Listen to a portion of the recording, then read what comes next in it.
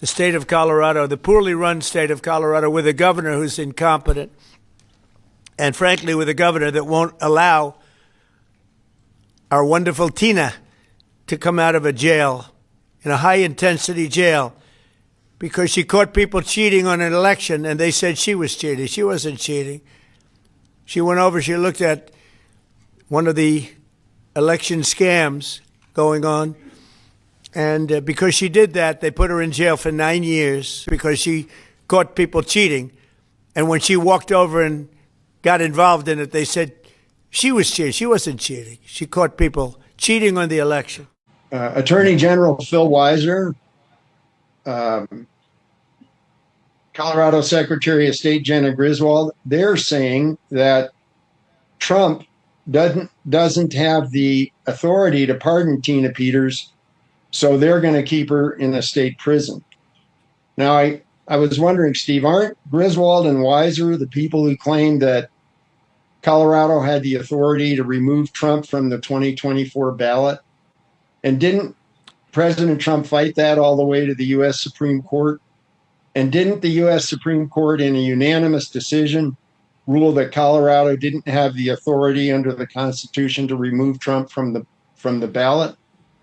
So who should people trust, Jena Griswold or Donald Trump? President Trump says he is pardoning former Mesa County Clerk Tina Peters on her state conviction for election interference. In a post on his social media site, Truth Social, the president wrote in part, quote, "Tina is sitting in a Colorado prison for a crime of demanding honest elections." Peters is currently serving a 9-year state sentence for allowing unauthorized access to voting machines after the 2020 election. No evidence of widespread election fraud has been proven. Who is Tina Peters? She was a MAGA county clerk in Mesa County, Colorado. This county is so MAGA that Trump got 63% of the vote in 2020.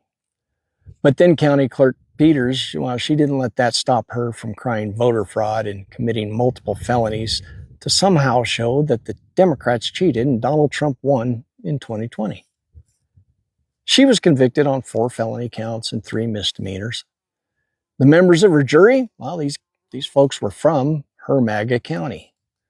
And her prosecutor, this guy was a MAGA DA. These are the people who found her guilty.